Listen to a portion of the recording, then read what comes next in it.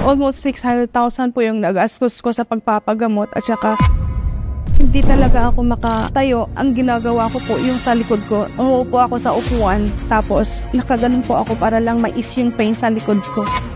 Hindi ko po matanggap sa sarili ko. Hindi siya madali. Naisip ko paano na yung anak ko kung sakaling mawala ako o kaya 2019, meron po akong nakilala na Chinese doctor. Sabi niya, makakatulong po siya sa akin naturally. Bayad po sa kanya is 200,000. May ginawa pong procedure, mga 5 to 6 times. Pero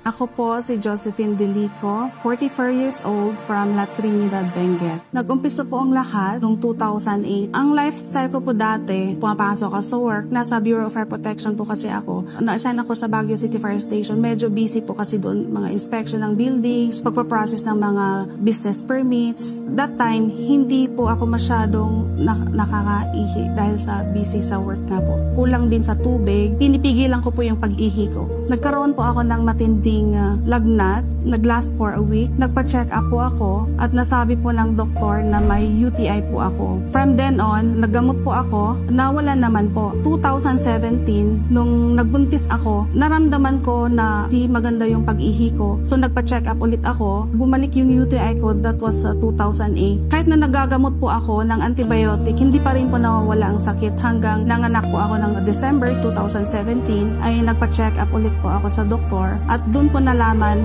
na meron po akong kidney stone.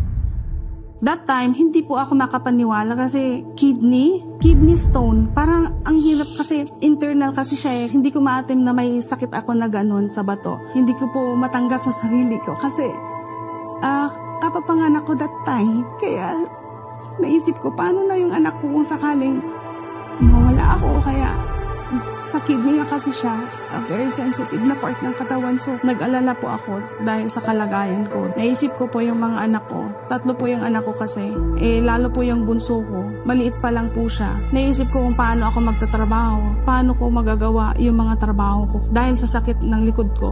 Actually, yun po yung pinaka-worst na nangyari sa buhay ko na hindi talaga ako makatayo. Ang ginagawa ko po yung sa likod ko. Umuupo ako sa upuan. Tapos, nakaganon po ako para lang mais yung pain sa likod ko. Nagra-radiate yung pain from dito po sa side at saka hanggang doon sa likod po. Kaya hindi ko maintindihan kung anong gagawin ko. Naghanap po ako ng mga doktor na makakatulong sa akin sa pagpapaalis ng kidney stone kasi ayoko nga pong ma-opera. Nag-try po ako ng mga medicine na synthetic, herbal supplements. 2019, meron po akong nakilala na Chinese doctor. Sabi niya, makakatulong po siya sa akin naturally pagpapaalis ng kidney stone. Bayad po sa kanya is 200,000. That time, wala akong pera pero ang iniisip ko lang is makapag-loan ako para mawala po yung kidney stone ko. Nag-loan po ako. Ibinigay ko po sa kanya yung 100,000 na cash. May ginawa pong procedure, mga 5 to 6 times pero hindi rin siya nakakatulong. Meron po siyang nilalagay na liquid sa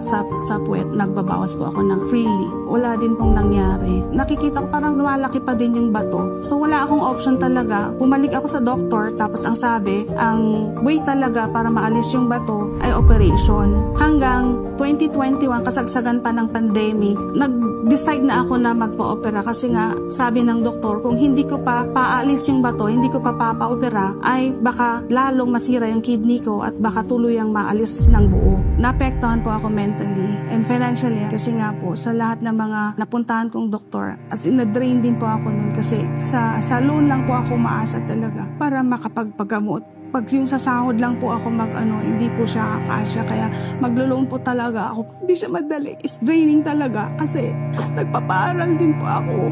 Yung struggle talaga hindi ko talaga matanggap kung ako lang. Kaya na-share ko po sa partner ko yung side ko. Tinulungan din po ako para makapapa-opera. Siya po yung nag-loan para may dagdag po ako sa operation. Almost 600,000 po yung nagastos ko sa pagpapagamot at saka sa operation ko po.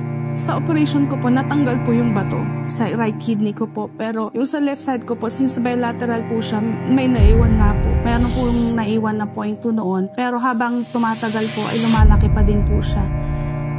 2023 po, nung ipinakilala ni Coach Amor sa akin ang Salveo Barley Grass. Dahil naniniwala ako na ito na po ang makakatulong sa akin. Iniinom po ang Salveo Barley Grass. Dati, 4 scoops. Pag wala pong scoop, yung sa teaspoon po ang ginagamit ko. So, 1 teaspoon. Doon po ako nag-umpisa 1 to 2 times a day po. So, after a week po, na pag-take ng Salveo, naramdaman ko po yung effect sa katawan ko. Nakita ko talaga na bumaba po yung timbang ko. From 70 kilos, naging 65 kilos po ako. At nakikita po ng mga workmate ko yun. Laging sinasabi na, oh, ba't parang pumayat ka ngayon? Sabi ko, sa SBG lang yan, kaya mag-try din kayo. Sabi ko ganun.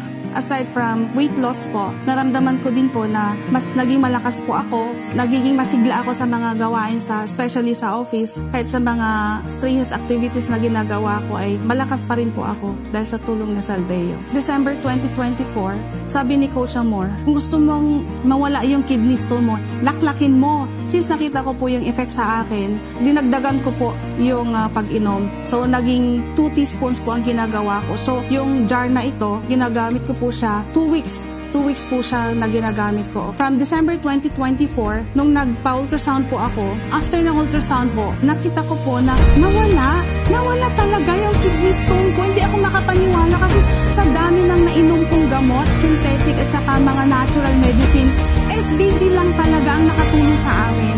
Yun, nakita ko talaga na effective siya sa akin. Happy talaga ako dahil SBG lang talaga ang nakatulong sa akin. Hindi ako makapaniwala talaga sa result. Kaya ang ginawa ko po, nag-consult ako sa doctor namin kasi may doctor po kami sa office. Sabi niya, okay, nawala nga. Pero hindi ako nag-stop doon. Pumunta pa din ako sa Baguio General Hospital para i-double check nga po yung result. Yun din po ang sabi ng doktor na nawala nga po. Walang synthetic medicine. Hindi na po ako minum.